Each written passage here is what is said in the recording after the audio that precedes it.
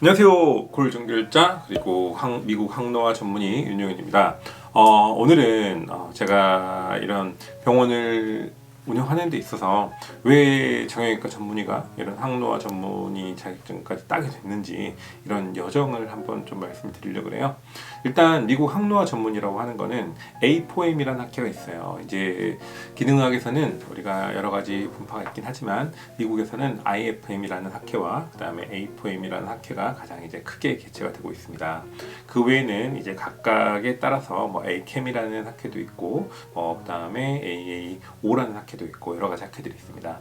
그 중에서 저는 이제 A4M과 그 다음에 ACAM과 그 다음에 AAO라는 학회를 다녀왔습니다. 이유는 정형외과 트레이닝을 하다 보면 그리고 저희는 이제 흔히 컨벤셔널 메디슨이라고 하는데요. 정형외과에서는 수술을 하는 걸 배우잖아요. 그리고 의과대학에서는 약을 쓰는 걸 배우고요. 근데 미국에는 ND라는 직종도 있고요. 그 다음에 카이로프락터라는 직종도 있고 오스테오패시라는 직종도 있습니다. 즉 우리나라와 좀 다른 의료 시스템이 있거든요. 그러면 그들은 어떤 치료를 하는 거지? 이제 이런 것들이 좀 궁금해지기도 하고요. 혹은 제가 치료를 하는데 좀 이게 궁금하더라고요. 도수 치료를 환자가 받고 왔다고 하는데 혹은 뭐 프롤로를 하고 왔다고 하는데 저는 뭐 인턴이나 레지던트를 하면서 혹은 펠로우까지 하면서도 그런 치료들을 사실 많이 접해보진 못했거든요.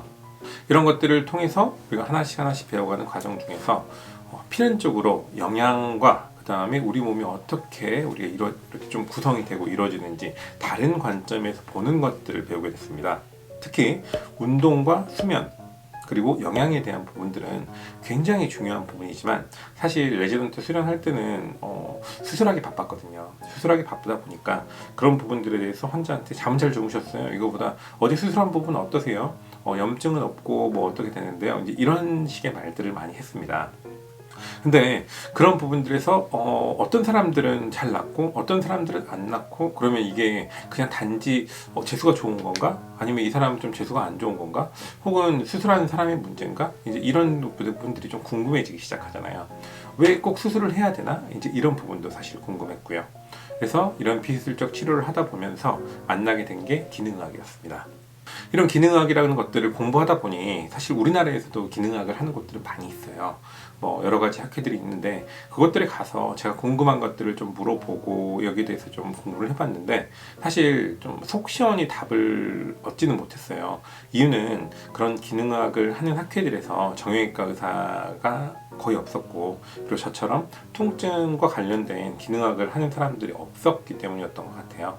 그래서 좀 공허한 질문이 돼버리고 이런 것들이 오히려 다른 선생님들에게 이제 공격이 돼버리더라고요.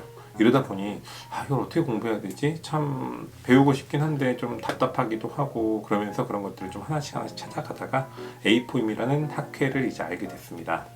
AFM이라는 학회는 이제 항노화 학회라고 해가지고 뭐 아메리칸 아카데미 오브 안티 에이징 뭐 이런 학회거든요. 이런 A4M이죠. 이제 뭐 나중에 찾아보다 보면은 뭐 A5M도 있고 그래요. 근데 이런 A4M이라는 학회를 가가지고 처음에 느꼈던 건 와 정말 크다. 이런 기능학이라는 시장이 정말 내가 생각했던 그런 시장이 아니고 굉장히 많은 사람들이 있고 정말 이렇게 몇천 명의 사람들이 와가지고 학회에 참여를 하는구나. 그리고 이렇게 활발하게 리서치가 이루어지고 있구나. 이런 것들을 느꼈어요. 그때가 라스베가스에서 이제 2017년 학회를 갔을 때인데요. 이런 걸 듣다 보니까 너무 좀 재밌기도 하고요. 그리고 궁금한 것들을 물어봤을 때 다들 좀 속 시원히 대답을 해줬어요. 속 시원히 대답을 해주고 좀 이게 영어를 너무 빨리 하다 보면 좀 제가 잘 못 알아듣는 부분도 있고 좀 놓치는 부분들도 있었는데 이런 부분들도 좀 자세히 물어봤을 때 좀 알려주고 그러면서 제가 하는 통증 치료에 대해서 조금 더 서포트를 받을 수가 있고 내가 가는 길이 이쪽 방향으로 가기를 잡으면 되겠구나 이런 것들을 많이 공부를 했죠. 그렇게 공부를 하다 보니까 문득 그런 생각이 드는 거예요. 이렇게 기능학이라는 거 공부를 하는데 과연 나는 어느 정도 수준에 와 있지? 과연 내가 하는 것들이 맞는 걸까? A4M이라고 하는 부분에서 좀 이렇게 나는 그들이 가르쳐 주는 걸 얼마나 흡수하고 있지? 좀 궁금하잖아요. 그래서 이제 시험을 보게 됐어요. 시험이라는 거는 항상 많은 분들은 시험을 엔드 골로 보는데 우리가 시험을 합격하기 위해서 열심히 하잖아요. 저한테는 사실 이제 시험이 패스 포인트였어요. 내가 정말 잘 가고 있는지, 내가 바른 길을 가고 있는 건지, 환자한테 이렇게 설명하는 게 맞는 건지, 이런 것들을 제 지식을 좀 점검하고 그다음에 제가 모르는 부분을 조금 더 다지고 가고 싶은 이제 그런 생각들이 있었어요. 그래서 A4M이라는 곳에서는 시험을 보기 위해서 굉장히 까다로운 조건들을 요구해요. 굉장히 많은 책을 봐야 되고요. 그리고 월드 컨퍼런스를 2회 이상 참여를 해야 됩니다. 그 월드 컨퍼런스를 참여하기 위해서는 미국을 한번 날아갔다 와야 되고요. 그 다음에 뭐 다른 데도 뭐 두바이도 가도 되고요. 여러 가지 학회들이 있어요. 근데 저는 그때 이제 가까운 곳에서 하는 곳이 있어가지고 동남아시아를 한번 가고 그다음에 미국 갔다 온 거 2번을 했고요. 그리고 나서 우리가 필기 시험을 봅니다. 전문의 시험을 따고 나서 사실은 많은 분들이 더 이상 시험을 보지 않는데, 저 같은 경우에는 전문의 시험을 따고 나서 뭐 IRMC라는 뭐 프롤로에 대한 것도 땄고요. CIPS라고 하는 뭐 초음파를 하고 보고 주사를 놓는 것도 땄고, 뭐 RMSK 따고 뭐 여러 가지 자격증을 땄는데, 그 중에서 가장 어려웠던 자격증 중에 하나가 미국 항노화 전문의 혹은 노화 방지 전문의라고 부르는 자격증이었어요. 왜냐면 정형외과 의사가 그들의 생각을 이해하는 게 너무 힘들었어요. 그러니까 여러 가지 하나하나의 영양제에 대해서 자세히 알고 있어야 되는데, 사실은 그냥 성장에는 뭐가 좋지? 그러면 이제 그냥 우리가 흔히 그냥 나오는 우리나라에서 의학을 배우면 그렇잖아요. 시험을 보는 의학을 하다 보니까 그냥 하나는 아는데 A는 아는데 B는 모르고, B는 왜 하는지 모르는 이제 그런 식의 공부를 했는데, 여기는 시험 문제가 정말 그림에서 작은 내용들 막 이런 것까지 다 물어보더라고요. 그래서 제가 가장 어려웠던 시험 중에 하나였습니다. 그리고 필기 시험을 보고 나서 사실 떨어진 줄 알았어요. 떨어진 줄 알아가지고 그날 시험도 떨어진 것 같고 다음에 또 시험 봐야 되는데 공부는 너무 어렵고 되게 우울했었어요. 근데 다행히 합격을 했습니다. 그리고 합격을 하게 되면은 그 다음에 우리가 오럴 테스트로 넘어가요. 근데 또 우리나라랑 의료 환경이 다르잖아요. 우리나라에서는 건강검진이라는 걸 통해서 우리가 암이나 여러 가지 검진을 하고, 우리 나라의 훌륭하신 내과 선생님들이 혹은 뭐 가정학과 선생님들 이런 분들 검진 센터를 열심히 하셔서 큰 것들을 다 잡아주는데요. 기능학을 하기 위해서는 우리가 컨벤셔널 메디슨을 무시하는 게 아니에요. 절대 적이 아니에요. 그래서 그런 것들을 보면서 같이 기능학적인 거를 가미를 해야 되는데, 그런 부분에서 정형외과 의사다 보니 검진에 대한 개념이 많이 없어서 이런 부분에서 좀 실수를 많이 했습니다. 그래서 오럴 테스트를 할 때 너는 왜 그렇게 말을 하는데 우리나라 의료 환경에서 그래, 이제 이렇게 대답을 하기도 했거든요. 이제 그렇게 하면서 우여곡절 끝에 시험을 합격했습니다.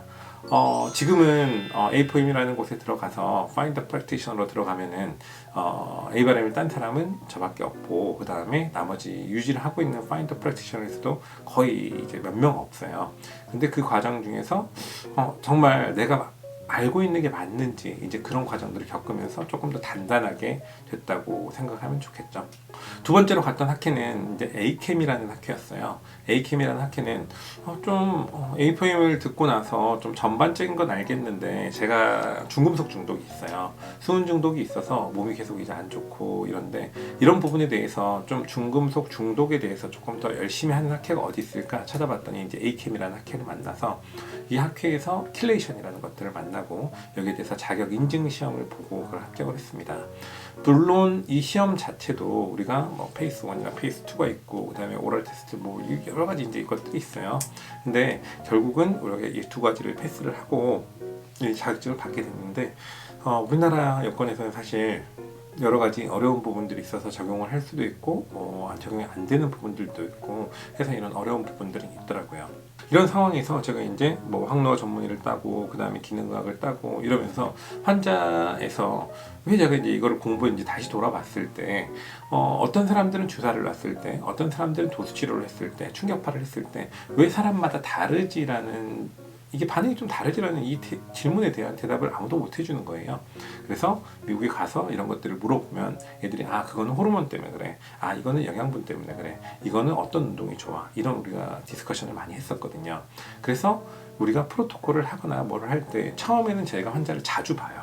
최대한 자주 봐가지고 이 사람한테 영양분 부족이 정말 있는 건지, 혹은 통상적으로 이런 부분에서 반응이 잘 나타나는지.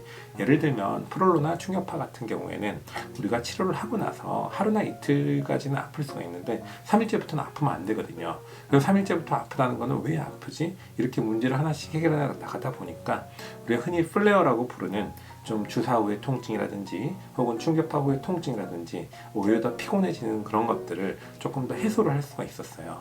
그래서 환자들을 조금 더 즐겁게 치료를 할 수 있게 된 거죠. 그래서 저는 기능학이라는 거를 모든 사람에게 모두 다 이걸 하세요 이게 아니고, 환자들에게 치료를 했을 때 좀 반응이 떨어지는 사람들, 혹은 좀 너무나 이런 사인들이 눈에 딱 보여 그냥 저 사람 이거다 이런 사람들은 어떻게 해요? 설명을 해줘야죠. 이제 그런 사람들에게 좀 특징적으로 적용을 해가지고 좀 환자를 보고 있습니다. 그러다 보니 치료의 결과는 조금 더 나아지는 것 같습니다. 이게 지금까지 정형외과 의사가 왜 이제 항노화 전문의 자격증까지 따고 공부를 하게 됐는지 제 여정이 되는 것 같습니다. 자, 지금까지 이제 제 설명이었고요. 재밌으셨다면 우리가 구독 눌러주시고, 그리고 알림 설정 눌러주시고, 좋아요 눌러주시는 거 잊지 마시고요. 궁금하신 거는 댓글을 달아주시면 제가 시간이 될 때마다 답글을 드리도록 하겠습니다. 감사합니다.